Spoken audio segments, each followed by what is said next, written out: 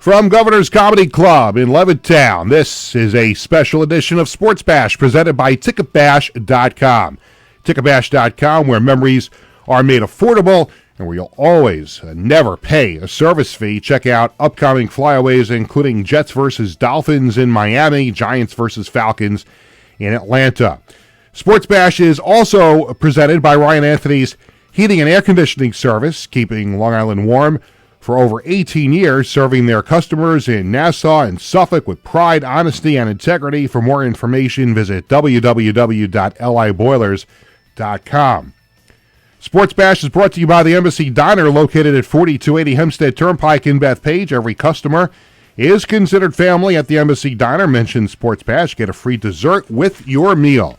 By Living Legends, memorabilia and collectibles in Rockville Center, Long Island's go-to store for sports, entertainment, and political memorabilia since 1996. They're also available for charity auctions. Give Warren a call at 516-826-4000. By Bearcat Billing Service, your trusted partner in medical billing. Experience the Bearcat way, personal, professional, and tailored to your needs. Give Gary a call at 516-796-2400 and tell him Sports Bash sent you. By the Marty Lyons Foundation, the official charity of Sports Bash Media. For more information, go to martylyonsfoundation.org. And by Collaborate Studios, a content marketing production facility. For more info, call them at 516-509-8277. Hi again, everyone. I'm Peter Schwartz, and if you are watching us right now, you are watching us after we have recorded the show, so we do apologize for some technical difficulties with the live broadcast today, but we're glad that you're watching us right now, as we would let you know exactly when it's being posted. So if you're watching this, thank you for your patience and sticking with us. We have a great show today. Make sure you're subscribing to Govs Comedy Club podcast channel on YouTube and follow the Govs Comedy Club podcast page on Facebook. Later in the show, we're scheduled to be joined by Emmy Award-winning sportscaster Chris Myers to talk about his new book, That Deserves a Wow. But first, we're going to talk a little soccer, and if you're a soccer fan on Long Island, you know that soccer has a very rich history here on Long Island. You can go all the way back to the original Cosmos, who played at Hofstra before going on to Randall's Island, and then on to the new Yankee Stadium, and then it was to Giant Stadium, and wound up being back here after their reboot in 2013. The New York Arrows were amazing indoors at Nassau Coliseum with 4 championships. The Long Island Rough Riders won a championship in 1995 with so many great players that would go on to play in Major League Soccer. So Long Island's got a tremendous, rich history, and it's going to continue with a brand new franchise that's going to be starting this spring in the NPSL, the National Professional Soccer League. And with us is the managing partner and the general manager of the American Soccer Club New York. I can't tell you, I lose track how many years I've been friends with him and his brother Brian Kilmeade, who works at Fox News Channel, but my good friend Jim Kilmeade joining us here in studio. Thank you, happy holidays, and congratulations on the new team. Great to be here with you, Peter. Congratulations on the show, too. Oh, thank you very much. We're going to have a ball with this interview here today, no pun intended. Congratulations. The NPSL, for those who don't know, is a tremendous league. And when you think about the United States soccer pyramid, it starts at the top with Major League Soccer. But when you get down to the lower classifications, the level of soccer still at this level is amazing. I remember when I was PA announcer for the new Cosmos, they played their last year in the NPSL. So can you tell the fans what kind of top-notch soccer they're going to be expecting here starting in May? The level's great. MLS has done a great job to grow from a 10-person league that was petering on in non-existence to now to a 30-club league, $500 million franchise fees. I've been with the USL in their front office and also with the Rough Riders when we started that in 1994. And we're big fans of all those leagues. But when we made a decision to start this franchise, the American Soccer Club New York, we decided that we wanted to be in a league that allowed us the flexibility to invest our resources and our investors' resources in the local market development, not in a front office licensing organization. So we admire and respect those guys, but the NPSL allows us to really have our American dream with a professional soccer franchise and allows us to really grow on our own terms. Now, when people think about Long Island soccer, whether it's in administration or at youth level, whatever, there's two names that come to mind, among others, but there's two names that come to mind. One is your name, and the other is your partner, Kevin Reardon, who is partnering with you on this project. How important has he been to what you've been up to recently and getting this team off the ground? Well, Kevin and I had joined together by, as you mentioned in your intro, the New York Cosmos transformed not only the United States and North America, but they transformed Long Island. And before they transformed Long Island, they transformed my little town in Massapequa from a club that played football and baseball and basketball to a soccer crazy town. As Gordon Bradley Cosmos rented him a house in our town. Lucky for us. The rest is history. He co-founded our club, and kids like me in the late 60s, early 70s fell in love with the game. Kevin was in Hicksville, just up the one we used to call the 107 Derby. You just go up. It was a game you were nervous to play, but Hicksville and Massapequa, Hicksville Americans, were one of the founding, and some of the best teams in the United States came out of those two clubs. So Kevin and I go back before we knew each other. We were juniors playing against each other in the Long Island Junior Soccer League, which at the time, and I think still is, the largest youth league in the country. And then Kevin and I played against each other in college at Hofstra for me and Fordham for him. So we've kind of, and then in the senior leagues, the Long Island Senior Soccer Football League, LASFL, which is a phenomenal league, which is how we built the Rough Riders and how we're going to build American Soccer Club is going to be the talent of the LASFL. So Kevin is crucial. Kevin's a CPA by trade, a commercial real estate guy. So him and I marry sports marketing, economics, and commercial real estate, because we have big plans here. Beyond the soccer ball, we're looking to build a training site. We're looking to build a soccer-specific stadium. So with Kevin's background, these things will be made to happen. So there's going to be some more announcements that are coming up. We have the name of the team, the American Soccer Club New York. You're going to be announcing the nickname for the team at some point, and there's also going to be at least a temporary venue where you're going to play. How close are you to announcing those next two exciting things for this club? Very close on all three. They're critical. Where our goal is to solidify everything before Christmas. So this is going to be we had a pretty dynamic Thanksgiving week and Thanksgiving weekend with the announcement of our franchise launch virtually. But now December is coach, venue, our nickname, which is going through a process now. I think people are going to love it. It's going to speak Long Island. It's going to go back multi-generations, and I think it will resonate with a lot of folks once we You could break some news on here. Come on. We're just talking about... I'm going to have to come back, Peter.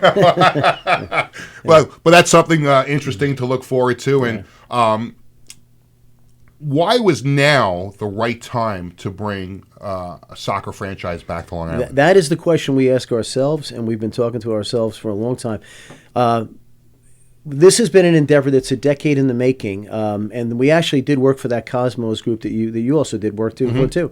We're our BQE Soccer Partners consulting organization that Kevin and I founded. We took our plan, which started as a Major League Soccer plan to build a stadium, and we did the stadium project and were retained by the Cosmos for that Belmont project that never made the light of day. Governor Cuomo at the time didn't even give it a yes or no. Good news is the Islanders got it, and it's clearly a great venue. Yes. So that's where this started. Why now? The World Cup is coming in 2026. Pre-pandemic, which nobody planned on, changed a lot of plans. Our plans was to launch before the pandemic, and the whole project fell apart from an investor's standpoint because there was no entertainment. Very hard to invest in the entertainment business when nobody's entertaining, including Madison Square Garden.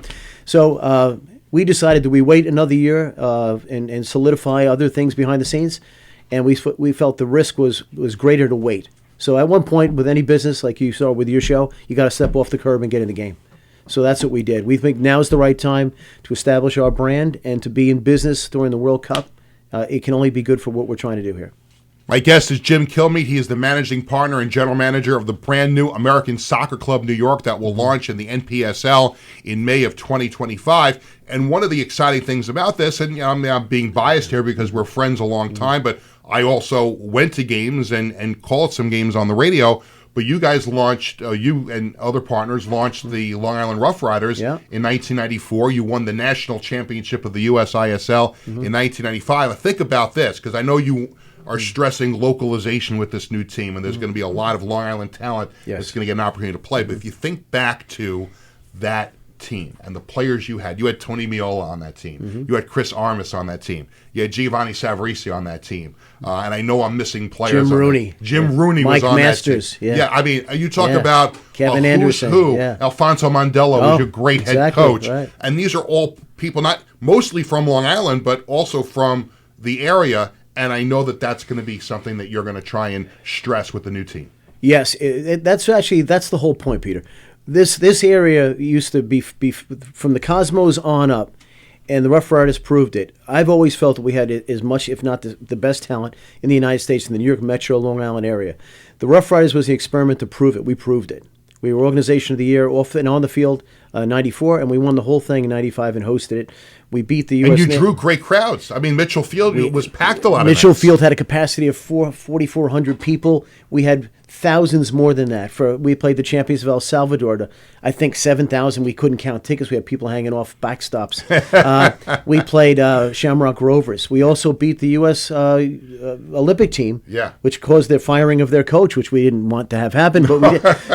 And we did it with all local boys, and we only had one import, and he only came from Kearny, New Jersey. Miola, he was kind of one of us, a slightly different accent, but the same northeastern Italian guy. So we think we can do it again. We feel players are being missed right now. Our prototype is Chris Armas, Kevin Anderson, who's now coaching Southern Connecticut, Cord Weinstein, Jim Rooney. They came from places like Deer Park and Hicksville. Mike Masters scored the first goal for the U.S.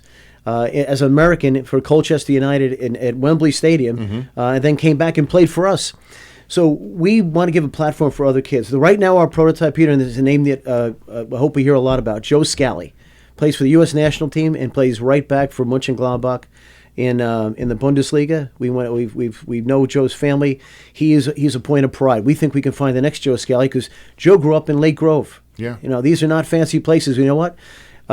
We believe that by having a franchise that has a youth academy based on identifying, developing, and then training intermittent with the pro team, we can launch more players into Europe, let alone Major League Soccer. And the American Soccer Club of New York is the vehicle to do it with. More Joe Scallies are out there that, and once we remove, then we fully fund our youth academy, which the Cosmos had spoke about doing also, we believe that we'll get kids from every socioeconomic background as well. I've said this before with lacrosse guests, but you can't go a block on Long Island without seeing two kids in front of their house with a lacrosse net and two sticks having catch. And you could say the very same thing about soccer. I mean, you can't go a block without seeing, whether it's a big net or a small net, kids kicking the soccer ball around, a side field, it's all over the place. So there is this, and you see it all over, Major League Soccer, you see it in Europe, you see players from this area that go on and play professional. So it is a breeding ground for soccer players, and that can only, speak volumes to the success you guys can have. It is. And we want the Long Island Junior Soccer League to look at it, and they're our partners. The LA Long Island Soccer Football League, which I played in both. They're a point of pride for me, and we want to put their name on the national stage again. We believe we need to reestablish this area as the center point and the center place of soccer in the United States. Southern California is kind of taken over a little bit. You got great stuff going on in Pennsylvania and Philly. We need some leadership in this market and not make it all about money. And then we think we can launch the next Jim Rooney's, the next Giovanni Savarese, who may be going to college here right now from another country, that we get him into a good environment, coach him up well with great local coaching, and we believe the sky's the limit. 5 years from now, hopefully you and I are speaking in this studio, and we've got 3 players in Europe, 2 playing in Portugal, 1 in Spain, 1 in France, maybe 1 playing for Celtic. That's part of our plan. Well, 5 years from now, I'm hoping I'm wearing a championship ring as your PA announcer. Well, that may be 2 years from now, or 1 year. 1 year. And Sports Bash returns right after this. Hi, I'm Peter Schwartz. And I'm Vinny Tickets. We want to take a moment to talk about our fantastic sponsor, the Embassy Diner. Embassy Diner has been a beloved staple in the restaurant industry for over 50 years.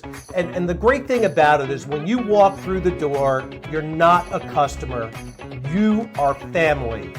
Every visit promises to be filled with warmth, love, and respect. And here's an extra treat. If you mention Sports Bash during your visit, you enjoy a free dessert on the Embassy Diner. Come on down to the Embassy Diner, where great food and great company are always on the menu. Visit the Embassy Diner, located at 4280 Hempstead Turnpike in Bethpage. In 1982, the Marty Lyons Foundation began with a single heartfelt mission: to bring moments of joy and hope to critically ill children by granting wishes that make their dreams come true. Since that day, we have touched the lives of over 8,500 families, raising over $43 million to grant wishes that offer a beacon of light in their darkest times. These precious wishes cost an average of $6,700 each, and your support is crucial to our mission. Every donation, big or small, makes a difference. And with 76 cents of every dollar going directly to supporting our families, you can rest assured your support truly changes lives. The Marty Lyons Foundation operates 11 chapters in 14 states now, working tirelessly to reach as many children as we can. This dedication goes hand in hand with our commitment to transparency and accountability, earning us top ratings on Charity Navigator, Great Nonprofits, and Candid, which underscores our dedication to those we serve. The Marty Lyons Foundation grants wishes to children ages 3 to 17. And what really makes this foundation so special is our willingness to grant not only a first wish, but also consider a second wish to a child who continues to battle a life-threatening illness. We stand by these children, offering them hope and strength through the power of dreams, giving our children the courage to wish for more. What's your purpose in life? Is your purpose in life to live in the big house and drive the nice car? No. Your purpose in this life is to make it a little bit better for those that follow and realize that we live for today to see a better tomorrow. Visit MartyLyonsFoundation.org to learn more and get involved. Welcome back to Sports Bash, presented by TicketBash.com. I'm Peter Schwartz. Make sure you are subscribing to Governor's Comedy Club podcasts so you can follow along and chat with us if you don't want to call the show. That option is available to you. The segment of Sports Bash is presented by Ryan Anthony's Heating and Air Conditioning Service, keeping Long Island warm for over 18 years, serving their customers in Nassau and Suffolk with pride, honesty, and integrity. For more information, visit www.liboilers.com. There is a great new book out by legendary sportscaster Chris Myers. It's called That Deserves a Wow, and you can get that book right now, and he is joining us here on Sports Bash. Want to welcome in Chris Myers. Chris, it's Peter. How are you, and happy Thanksgiving, belated. Yes, thank you, Peter. I hope you had a good one, too. It's a pleasure talking with you. Thanks for having me on. Oh, thank you so much for joining us. A pleasure to have you. So you've been in the business for such a long time now, not to make you seem older than you want to feel you are, but what was finally what was the impetus for you to write what is an outstanding book? Well, thank you for the mention and for reading it and commenting. The years go by. I sound like a player or a coach. As all of a sudden you look up 10 years at ESPN, 23 years now at Fox and still going, and then local radio and TV too, where we all kind of have our roots. I just thought it was a good time to look back on things while I was still doing it, while I was still calling games and covering the sports that I love so much. And someone brought it to my attention that while you're working through it, you're just on to the next assignment, and having done a variety of things for different networks and some of the, Super Bowls and World Series moments and then to be in these unusual, these unexpected spots, which I talk about, to be at an Olympic event or game in Atlanta and a bomb goes off, to be covering NASCAR and Dale Earnhardt, the face of the sport, dies in the Daytona 500 and then have to report on that, the Earthquake World Series. And then there's some other specific moments that are more uplifting and I think encouraging about sports and the people in it. So it was a time to kind of gather it all and some funny moments for people like Bill Murray and Mike Tyson and et cetera, et cetera. So it was just a time that, actually keeping notes during the pandemic when we were all kind of sitting around. And then I'm like, okay, let's try to see if people are interested, and people have been. So that's why I decided to get it out there. And I wanted people to know what it's like from the inside out, why we react the way we do in these situations. And there's a little bit about my background and how I approach covering sports and interviewing people.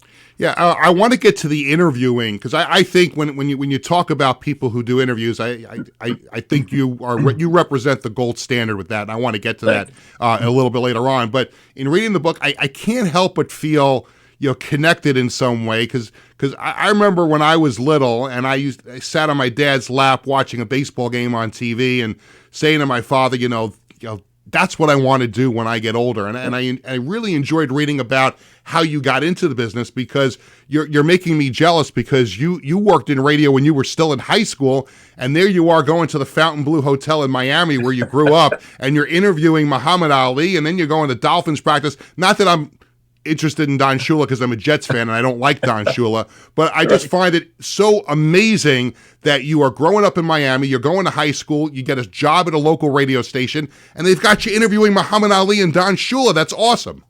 Yeah, no, and that's what I want people, Peter, to relate to the book. I know a lot of sports fans or people in media, even athletes. You have a dream and you try to find your way where you fit in, and you got to be a little bit fortunate, and there's timing. But I think if you make the effort along the way, you can find your way in. And that was my thing, to get in to talk about sports, calling in on a radio show before I was 16, and then getting hired on weekends. I mean, it helps sometimes when you have a deep voice, which I talk about how naturally I never took voice lessons. So some of those things happen. But and I like how you played two different voices, because you were two different people calling the show. Yes, I was Chris from Miami. They didn't have caller ID. They didn't have caller ID back then, so I could call back when I was supposed to be doing my homework. And I was kind of disguised my voice, like a Duke from North Miami. Yeah. And I agreed with my earlier call, and so I could get on the radio more. And that's how I kind of made the connection to get down there to work behind the scenes, and then eventually get on the radio and work my way through college into television, and then rolled from there. But yeah, it's and actually and I've had some people when I've spoken at media or colleges, media events and their broadcast schools, a little bit of my story, which I think in today's world, people can do it through social media or YouTube or other channels rather than just radio, which is still certainly part of things, or television. But find a way to follow your passion and follow your talent too, and find out what you feel like your strength, what you're good at, so that people notice. You eventually move on to New Orleans, and you get a TV job in New Orleans, and you create a really good relationship with the Saints. Now, they weren't very good at that point. No. But what did that mean to you in your career to leave home and go to halfway across the country and get started there in New Orleans and developing more of a name for yourself there? Yeah, no, it was kind of a gutsy move, because New Orleans is a unique city, and to be the greatest compliment that people paid me is when I went on from there to ESPN, when they said, "Hey, one of our own has made it big." Well, I lived there for 6 years, but I really did dive into covering the LSU football and the Saints. So you're right. It's funny. In the Miami area growing up, Peter, the Dolphins, this is in the 70s, the perfect season, and they were so dominant in all this success. And then I go to New Orleans, where the Saints had never even been in the playoffs or had a winning record. So it was a different approach for me in terms of how to cover it, and that's the people part of the business that I like so much, no matter what you're covering. But there I had an opportunity at that CBS affiliate to kind of do stories that were connected locally, but went to a bigger picture, and that kind of helped pave the way for me to get on ESPN and then later Fox. Talking to Fox Sports broadcaster Chris Myers. He has a great new book out called That Deserves a Wow. You want to give that a read. It's outstanding. Goes through his life becoming a sportscaster, and takes us through his career. You're in New Orleans, and I know you become very friendly. I don't want to give away too much of the book, but I have to ask you to tell the story. You became friendly with former Saints head coach Jim Mora. You were seeing a young lady by the name of Susan at that time. Tell everybody how Jim Mora played a role in you getting married to Susan. Yeah, I did his radio show, and Jim Mora, the Saints again hadn't won. He just got there. He kind of has an edge to him, which made him, I think, a successful coach while he was there. And so we went out to dinner one night with his wife and the girl I was going out with, Susan, at the time. And so Mora's talking. At this point, Peter, they hadn't won anything. He'd only been there a year or two. He was building the team, and he says something like, "Hey, you've been dating a while. You got a number one pick there. When are you going to get married?" And so we were kind of both jolted, and that's how Jim Mora was. So I said, "Well," I said, "You know what? You make the playoffs with the Saints, we'll get married." And I'm thinking this is a safe bet, right? They had their history. They never had a winning record. All of a sudden, the next year, later that year, they do. Of course, we were thinking about it, talking about, but they make the playoffs. And I'm cutting the story short, but he sends this registered letter to our house and says, Susan, this is to make it official that Chris is going to marry you. And so, and that said, he of course came to the wedding. and was very supportive through the years. But yeah, that's a true story that he likes to take credit for some of that how that happened. That was awesome. I cracked up reading that part of the story. That was phenomenal. Bill Murray, you mentioned him before. He writes the foreword for the book, and over the course of your career, you become friendly with him and develop a relationship. What did it mean to you to have him write the foreword for you? Yeah, he's a great guy that I've known for more than 30 years from the SB days at ESPN. By the way, Linda Cohn, a big Long Island girl, has an endorsement of the book and a longtime friend. I did her first Sports Center back in the day. But that's how I met Bill Murray when I was in Connecticut, living there, and kind of hit it off. He's funny. He's a sports fan. He's got a really astute sports fan. You could sit and watch almost any event with him, and not just comedy, but he would point out really interesting things, whether it's golf or football, or especially baseball too. And so we stayed connected through the years. When he was out west, I got his brothers, his family. We both come from big families. And so, yeah, he did the Up Close show a few times. We went to some baseball games. And I thought, boy, he's someone who's known me for all these years. And so I asked him to write the foreword. And when Bill says he'll do something, he'll do it. You just never know when, and it's going to be, he's always moving and doing something and entertaining. So he finally did, which I appreciate. I think he was over in Europe doing a movie, a Wes Anderson film that he had to write and send it. We had to piece it together. But it was nice of him to do that. And there's some stories about him in there that are funny, but also some sensitive moments from him where it shows that he's got this very supportive side when things are tough, which I appreciated. And his help with me in an indirect way with the famous O.J. Simpson interview that we did live on Up Close. When I think of your time, Chris, at ESPN, obviously, Sports Center, you played a huge role with Sports Center. But for me, and as someone like myself, as I mentioned before, that wanted to get into this business, I love doing interviews. I love covering games. Yes. I love having guests on this show or other shows that I've done, whether it's on WFAN or when I was on ESPN Radio. So I love to talk to people. And I know that's a passion of yours as well. And I loved Up Close. Roy Firestone started that. He was terrific at it. And you picked the ball up and rolled with it as well. How much fun did you have doing Up Close? How important was that for establishing what kind of sportscaster you were going to turn out to be? Yeah, and if you like, talking to people and are naturally curious, and I remember this hearing Larry King on the radio growing up, and a number of other people, and watching Johnny Carson and his style that I talk about, getting people to feel comfortable and reveal things. But yeah, that was that's probably the most enjoyable thing, and I give Roy Firestone credit for building that.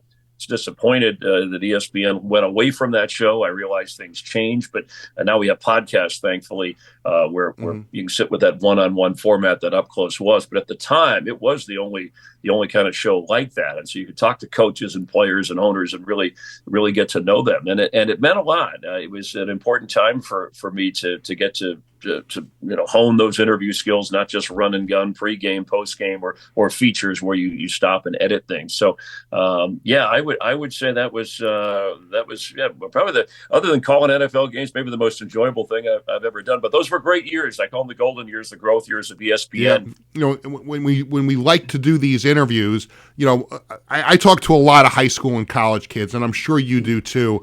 And they talk to you about the business and things like that. And the most important thing, and I loved reading in the book how you learned this from Larry King, because the most important thing to do when interviewing people, whether it's you're interviewing an athlete or a coach, or even in news, is listening. And I'm just wondering, was it from Larry King that you learned that, or was that something that also kind of like seeped into you from being a fan of sports radio and watching sports growing up? Yeah, I mean, that was a strength of Larry King, and he would also ask the very basic questions: who, what, why, what. But the follow-up question is what connected me with Larry King. That usually got a better response from people. But I think in terms of the listening, coming from a big family, obviously to have your voice heard, but also to hear what everybody else is saying, so that you can find your way in. And that's where Johnny Carson, I thought, an entertainer and a comedian, but watching his shows growing up and being allowed to stay up late, whether he had a superstar on or a woman from Georgia who had unusual potato chips, he could relate to people and make them feel comfortable enough so that they would communicate and when people are comfortable, and you can still ask tough questions. Someone called me the Velvet Hammer once because I think you can ask difficult questions but be respectful about how you ask those questions, and that's where I picked that up. And there was something, and I mentioned this in the book, and I think it helped me because, especially with my first interview being Muhammad Ali, is that treat the regular person like a famous person and treat the famous person like a regular guy. I came from a movie in the mid-'80s, Perfect. I heard something like that and it stuck with me, and that's how kind of I approached my interview process, and that seemed to work out well. I wanted to ask about one specific interview you did on Up Close, and I read about it in the book. I remember watching it because growing up and still being a Jets fan, I remembered your interview with Mark Gastineau, and I know there were times where it was a little uncomfortable. Talk about that interview and how you were prepared to get through it, given the state that he was in that day. Yeah. No, and yeah, you talk about being a Jet fan. I was a fan of the way he played the game, and it was after his playing career, and he had a number of upsetting issues in his life that I didn't realize. So it almost turned into a therapy session with him, and he he wanted to show a tattoo of Bridget Nielsen, who had dated her. I don't know if you remember, on his rear end on camera, and we had to try to, he's a big guy, we were trying to calm him down because we're rolling on. He wanted to promote somebody had fixed his teeth in some way, and I said, well, and he had to drop that in the coffee cup before we started the interview, and was somewhat threatening. So these were some of the stories that I wanted people to know about without violating anybody's privacy that went on behind the scenes. Yeah, well, OJ was in denial. I mean, that's what I was just grateful that he was willing to come on. Some people said we shouldn't do the interview. We're glorifying a killer. This was the first live interview, and he had turned down Barbara Walters because she would only tape it. But he'd watched the show and thought I was a fair interviewer. And I said, I got to ask questions that people want to ask. I'm going to ask the questions that people would have asked had you taken the stand. And he said, that's okay. His two conditions were it had to be live, and I couldn't ask about his children. And I thought that was fair. And so, people have watched the interview, and I there were some questions in there, and I talk about in the book about how he spun things. Was he capable of killing? Could he have blacked out and not remembered what he did at that time? Was he in some kind of a rage? But it was supposed to be a 30-minute interview. It ended up being, 50. And you can watch it on YouTube and even now to judge for yourself. And that ultimately was the goal, Peter, that I know people all have their own opinions, but I thought, boy, if we have a chance to sit him down, and I didn't want to be the prosecutor or the judge. I just wanted to set it up so that people could judge based on what he was saying in this interview for themselves. And obviously, I think most people came away with a clear indication. But he was, even off camera, he was kind of talking about golf. He was out of touch with reality. He couldn't produce anything when he was searching for the real killers, as he said. So it was really one of those water cooler moments. Jay Leno talked about it on The Tonight Show, and Howard Stern. People addressed it because no one had really seen OJ address things like this in this lengthy format. Couple minutes left with Chris Myers from Fox Sports. He has a new book out called That Deserves a Wow. How tough was it for you to leave ESPN and go to Fox Sports, or maybe it wasn't tough at all? Obviously, you had established yourself nationally on ESPN, and they're obviously known as the mothership and first 24-hour all sports cable channel. And I'm just curious how difficult it was for you to leave ESPN and go to Fox. Yeah, no, it was not easy because I thought I'd be there a long time, and I really had enjoyed it. There were a number of factors, but I had done some reporting. Then I went back to to do Sports Center in Connecticut for a series of years there with Mike Tirico on the late Sports Center, Linda Cohn, among other people, and some with Chris Berman and et cetera. But I then, once doing the Up Close program out in Los Angeles, they weren't sure they were going to continue to do the Up Close show. And so that meant I'd have to go back for Sports Center. But also, Fox was at a time growing like ESPN was when I was there in the 90s. Fox had got the NFL, Fox Network, and they were going to add, and they did add baseball and then NASCAR and then since soccer, college. So I had that opportunity, and I'm thankful they were interested because it afforded me the opportunity. I didn't know at the time, so it was a little bit of a risk in that department, but working for great people at Fox to be in this business, Peter, and be on the network broadcast of Super Bowls. They've done 6 or 7 with Fox, of World Series. I did 4 or 5 of those in baseball playoffs, and then get to call NFL games and baseball, do studio baseball nationally as well, and then NASCAR to host the pre and post race show for the Great American Race, the Daytona 500. So those were opportunities that at the time didn't exist where I was, and so it worked out for the best. But I enjoyed my time there, and obviously working for Fox now, the creativity and opportunity continues. Let me close with this. I have to ask you a current NFL question. You're one of the NFL play-by-play voices on Fox, as you mentioned. Are we heading towards Chiefs-Lions? Are we heading towards Bills-Lions? I think most people think the Lions are going to make it to the Super Bowl. What are your thoughts on this road to New Orleans and what teams we might see play for the Vince Lombardi Trophy? Yeah, called a Lions game this year, called an Eagles game this year. I don't see anybody in the NFC getting in the way of the Lions. I said at the beginning of the year, I mean, they probably should have been in the Super Bowl last year. I think they've learned a few things along the way. Their defense at times has some issues, but to me, their offense, man, they not only can they score, they can score in a lot of ways. They can score quickly, or they can grind it out and slow it down with the clock. So I think the Lions are there. The AFC is a little bit more wide open. I'll say this: Buffalo, I kept picking in the last few years, and they were falling short. I think they figured it out this year, the way Josh Allen is playing, and the Chiefs, as good as they've been record-wise, I think their Super Bowl title run is coming to an end. They might get there. I just don't see them winning another one, and I don't really see another AFC team sneaking in there at the moment. So that's kind of what I thought at the beginning of the year. Those 3 teams, and not a lot has changed in my view since then. I really like what the Lions have done, where they are, how they've learned along the way. So to me, it's almost a major upset if they don't at least get to the Super Bowl. The book is called That Deserves a Wow, written by Chris Myers from Fox Sports, and I have been so happy to have him on Sports Bash as a guest. Chris, thank you so much for your time. Happy holidays to you and your family, and hope we can chat again somewhere down the road. Yeah, thank you. And anytime. And I'm praying for you as a Jet fan, okay? Oh, listen, okay. I need all the help I can get. I mean, it's years and years and years.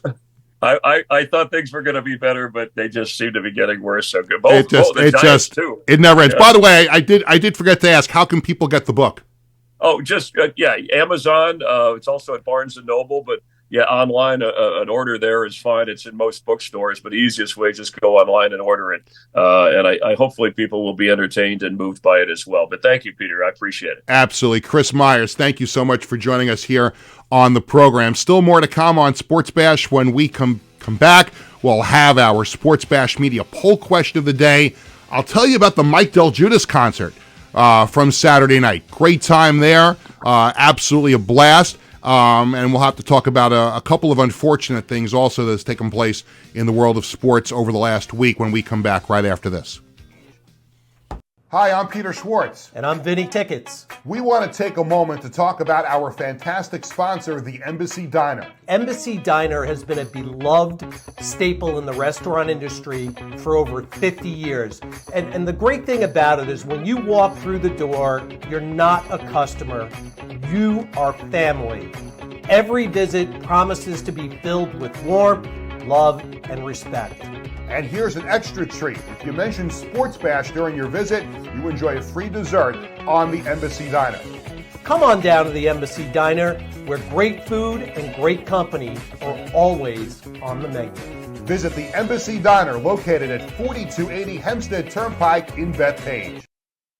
Hi, I'm Living Legends Memorabilia and Collectibles is the best place to find autographed entertainment and sports memorabilia. We guarantee the authenticity of each and every item in our shop to provide you with quality collectibles anytime you browse our inventory. Our memorabilia includes autographed photos, sports equipment, jerseys, hats, and other paraphernalia from current athletes and legendary sports stars. If you prefer the entertainment industry, we have signed posters, albums, and photographs from classic movie stars and today's celebrities. To give back to our community, we participate in fundraising auctions for local charities.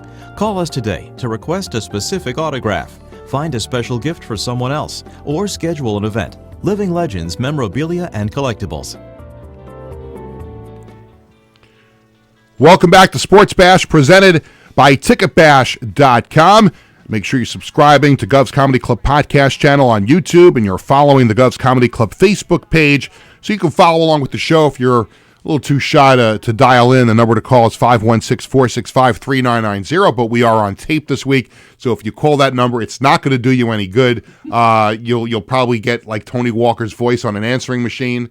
Nobody wants that, as he continues to chow down on his lunch, which I'm getting very, very hungry and getting closer to that. So we will get lunch after the show. This segment of Sports Bash is presented by Ticketbash.com, where you'll never pay a service fee. Welcome back to the show. I'm Peter Schwartz, everyone. Again, thanks so much to Chris Myers for joining us on the program from Fox Sports. And again, the book, and I'm going to hold it up again, That Deserves a Wow. It's a terrific book about his life growing up, becoming a sportscaster, some great moments, fantastic book. And again, also thanks to Jim Kilmeade from American Soccer Club New York as they launch in the NPSL in May of 2025. If you remember last week on the show, and this was awesome, so much great response when we had Mike Del Giudice from Billy Joel's band. And I don't say that as a negative towards his solo career, but that's how most people know who he is now, is from Billy Joel's band. But he is one of the great musicians to come out of Long Island, and got noticed from Big Shot, covering Billy Joel. And he's got great solo material out. And one thing about him, he joins Billy Joel's band.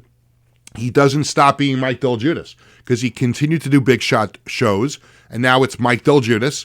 And I went with my wife. He had shows Friday and Saturday at Mulcahy's. We went on Saturday. And the first picture I want to show is, I don't know if Tony's got that one, but the picture of me and Mike singing together. Do we have that one? It's up there now. This is great. So he comes out for the encore. And he has this, he talked about it during the interview that maybe he wasn't going to do it anymore because he had gotten COVID, and he wound up saying, I'm probably stupid enough to continue doing it. So he has this thing at Mulcahy's, and also when he does the Paramount, where for the encore, he will disappear with his band members.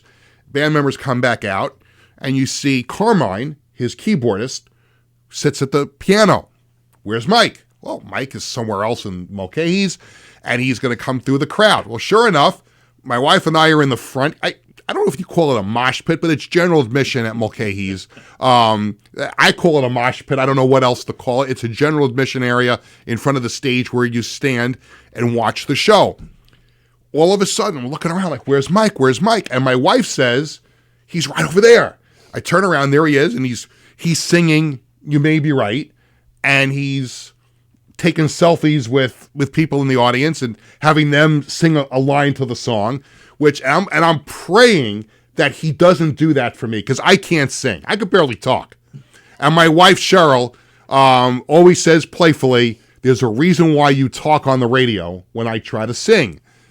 And I shouldn't sing because I can't. See, he comes over and he sees me, smiles, gives me a hug, says, hey, and he's in the middle, he's singing the song.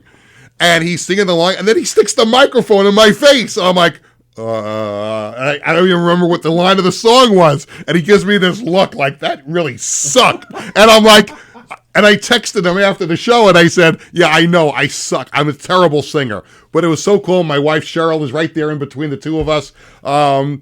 And Mike gave her a hug as well. So that was great. And the show was phenomenal. And if you haven't seen Mike do a solo show, you have to go see him, whether he's at the Paramount or if he is at Mulcahy's. So some of the Billy Joel songs he did on Saturday, My Life, Scenes from an Italian Restaurant, We Didn't Start the Fire, Always a Woman, New York State of Mind, It's Still Rock and Roll to Me, Keeping the Faith. I love Keeping the Faith. I think that is one of the most underrated Billy Joel songs. And Mike, I don't think there's been a Mike Del Giudice concert that I've been to where he hasn't done Keeping the Faith. Tony is nodding his head. Is that not an underrated Billy Joel song? I do. Yeah, I believe that's one of Billy's best. Yeah, I love that song. And love the words. And I've spoken to Mike about this. Keep the mic on, Tony, because I know how much you love Billy Joel too. And I've talked to Mike in the past about how Billy is always under pressure to do his hits because a lot of people want to hear his hits. But how great would it be if Billy just did a concert, and Mike did a whole show in the city a number of years ago of just Billy Joel, tracks. Were you there for that? Tracks. I couldn't go that night. Did you go? Of course, he did. He actually did two. I was there for both. He did. I couldn't go. I had to work. I couldn't go. But I've spoken to Mike about this, and how Billy came out obviously with the new song this past year. But how great would it be if he went back to some of his albums and released album tracks as a single? And the one song that Mike and I both are in agreement on, because I love this, Until the Night. Oh, nice. Until the Night. If Billy released that as a single, it'd be a top 40 hit. It might even be number one in the country. The Isley Brothers actually covered it and released it as a single. Yeah. Yeah. Yeah, but that's a tremendous song. Yep. And some of the covers that Mike did on...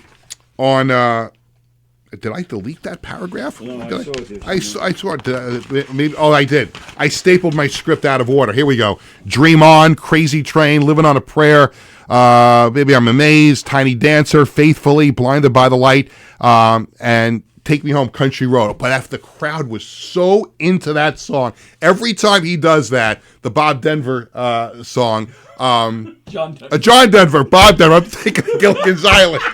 Bob Denver. I'm always good for a moment on the show. I am always good for a Peter is so stupid moment. Bob Denver. Come on. Next time I say something as stupid as that on the show, I give you full permission to whack me upside the head. Okay? Okay. Okay, I give you full with Bob Denver. Yeah, Skipper. Oh, my God. It'd be something if Mike played that song. It would be. The professor and... See, that's why I can't sing. I don't want to... I'll stop right there. No more singing for Peter on the show today. So it was a great show. And thanks to Mike for having us at the concert. And again, thanks to him for stopping by while he was singing. And we hope to see him on New Year's Eve at UBS Arena with Billy Joel. We'll see what happens with that. We'll see if I can talk my way into that concert again, which I did last year. So we'll see what happens. Let me get to the Sports Bash Media poll question of the day. It is presented by Living Legends Memorabilia and Collectibles in Rockville Center, Long Island's go-to store for sports, entertainment, and political memorabilia since 1996. They're also available for charity auctions.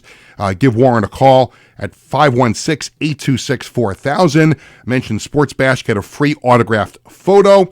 We post that new poll question every weekday on the Sports Bash Media X/Twitter page. Before I give you today's question, I got to go back to yesterday's. I'm going to pull it up on the Sports Bash Media Twitter page. And we only generally give you the ones for the Tuesdays and Thursdays when we're doing the show.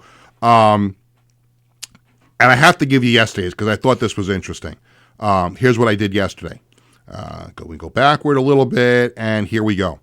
What should the Jets do with Aaron Rodgers after another fiasco on Sunday? And the three choices were bench him, release him, or start him. Release him wins with 48%, start him 32%, and bench him 20%. Now, at this point, look, I don't think he's going to be back next year because you have a new GM, a new coach. Who knows what kind of Michigas they're going to do in the offseason, and whether he even wants to play anymore. I don't think you get anything out of releasing him. I mean, to be honest with you, Tyrod Taylor, okay, great. Now, if you're telling me Jordan Travis was healthy and you wanted to give him a shot, I would say, yeah, good idea. Just, run out the string. Maybe he gives you a moment or two at the end of the season. So I would say let's play him the rest of the year. Here's today's question on the subject of quarterbacks. Should the Jets or the Giants consider Jameis Winston as their starting quarterback next season? Now, did you watch that Monday night game? He throws for almost 500 yards, but throws 3 picks, including 2 pick sixes. I think he'd be a spark for either team. So your choices are yes or no. Simple. Go to the Sports Bash Media X/Twitter page and vote on that. Have to end, unfortunately, with a couple of sad things. First of all, Luke Hornacek, the legendary St. John's head coach, who actually coached 3 seasons for the New York Nets in the ABA. He passed away on Saturday at the age of 99. I never met Luke Hornacek. I just, growing up watching St. John's basketball, watching that 85 team go to the Final Four, and just seeing what he meant to that program, what he meant to those kids who played for St. John's, and just he's a New York original, an absolute New York original. There'll never be another person like Luke Hornacek. Kind, was all about the kids, making sure they got their educations, made sure that they were good citizens off the court, and got the best out of players like Bill Wennington and Chris Mullen on the court. What a special group that was. And Luke Hornacek was just an incredible individual from everybody who knew him. And again, I never met him. I never had a chance to interview him. But everybody I know that has all say the most wonderful things about Luke Hornacek. So deepest condolences to his family, his friends, and everybody at St. John's University, everybody with the St. John's family. Terrible loss, but 99 years old. Knock on wood. Well, he lived the life. He certainly lived the life. And again, condolences to everybody who loved and knew Luke Hornacek. And unfortunately, I hate this. This tears my guts out every time we have to talk about something like this. So deepest condolences to the family of Massapequa High School hockey player Connor Kaysen, who passed away on Saturday night as a result of a medical event in between periods of a game at the Bethpage ice rink. It was a charity hockey game.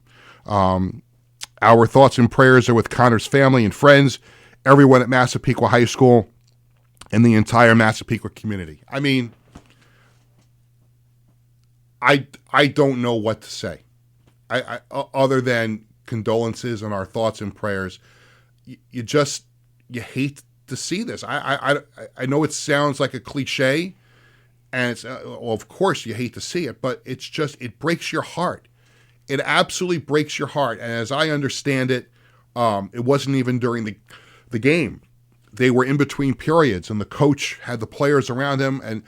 And truth be told, I did a whole season of play-by-play in the New York Islanders Nassau High School Hockey League, and I probably called games that he played in. And they were just gathered around. The coach was talking to the players, and he had a medical event, and he passed away. And it's sad. It shouldn't happen. He's a young kid. It shouldn't happen. A parent should never have to bury their child. And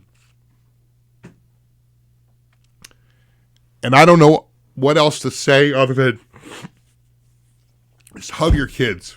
If you're lucky enough to have kids, and my wife and I are terribly fortunate to have two great kids, hug them every day.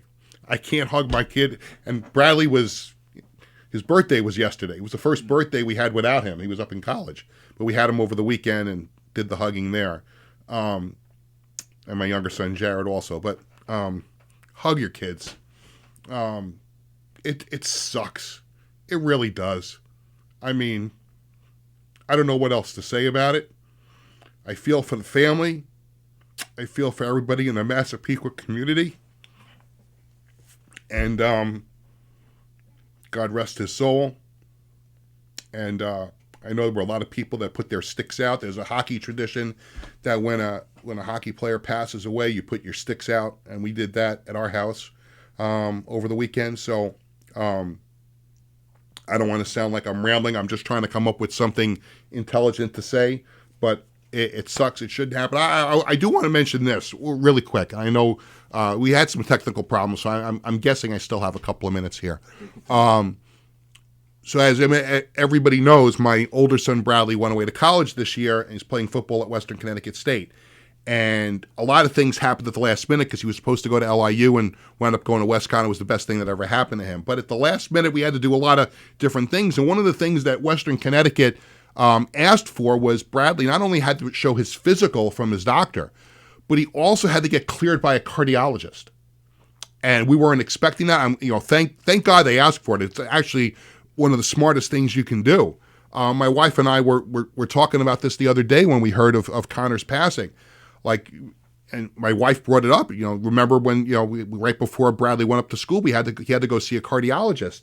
And when something like this happens that we saw with Connor Kaysen on Saturday, maybe it should be mandatory that when high schools ask you for a physical, when colleges ask for it, or if you're just going to bring your kid for an annual checkup and that kid plays sports, or even if he doesn't play sports, because you don't know if this would have happened if Connor was just walking down the street in Massapequa, but maybe that should be a regular part of a physical, is going to see the cardiologist and making sure that everything is okay, because you just, as a parent, you don't know what you would do if that happened to you. So thank God that Western Connecticut asked for that for Bradley. Not that there was anything wrong. Nothing was found wrong, thank God. But now you want to be 100% sure. And I don't know if that would have saved Connor's life. We don't know at this point. I don't think they know what the exact cause of death was.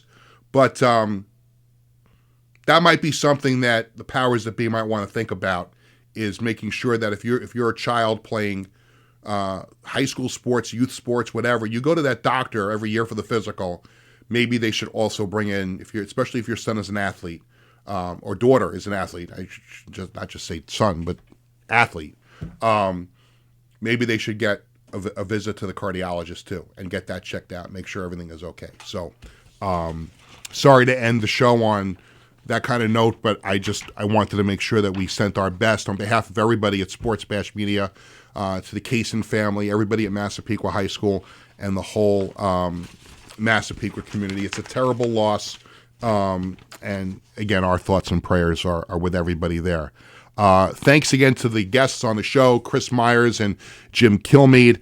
Coming up on this Thursday's show, I'm going to be joined by New York Red Bulls play-by-play voice Matt Harmon. The Red Bulls getting ready to face the LA Galaxy in MLS Cup on Saturday. We're also going to play Stump the Wiz. Wiz will be back with us on Thursday. DM your best sports trivia question to the Sports Bash Media X/Twitter page.